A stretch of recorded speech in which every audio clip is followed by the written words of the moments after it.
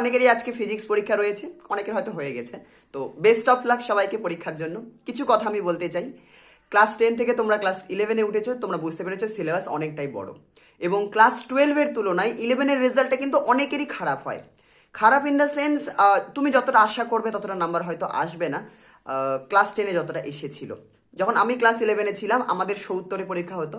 70-এর মধ্যে আমার 47 নাম্বার এসেছিল, কি 46 এসেছিল, 46, এবং গোটা স্কুলের মধ্যে আমার হাইয়েস্ট ছিল।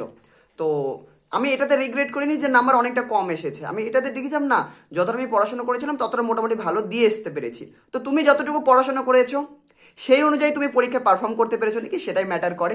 তো যা কিছু পড়েছো, যেটুকু পড়েছো, কোনো ব্যাপার নয়। পরীক্ষা হলে যাও, যেগুলো পারবে সেগুলো ঠান্ডা মাথায় ভালো করে আসবে, যেগুলো সোজা লাগবে সেগুলো আগে করবে।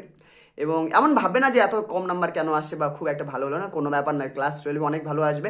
11-এ তুমি নিজের যথাসাধ্য চেষ্টা করো, যতটা করা যায়। ইভেন আমার স্কুলের যিনি ফিজিক্স টিচার, তিনিও বলছিলেন ক্লাস 11-এ উনি ফেল করে গিয়েছিলেন, তো তারপরে একটু উঠিয়ে দেওয়া হয়। কিন্তু ওটাই যে 11-এ অনেকেরই নাম্বার অতটা ভালো আসে না, তো নাম্বার ম্যাটার করে না। 11-এ যে জিনিসগুলো তোমাকে শেখানো হয়েছে সেগুলো তুমি শিখতে পেরেছো কিনা সেটা দেখবে।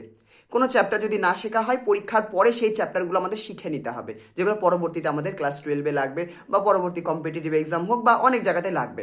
তো এটাই, পরীক্ষা দাও, পরীক্ষার পরে যেই চ্যাপ্টারগুলো ভালো করে পড়তে পারোনি সেগুলো ভালো করে নিও, এটাই বলার। আর সবাইকে অল দ্য বেস্ট পরীক্ষার জন্য।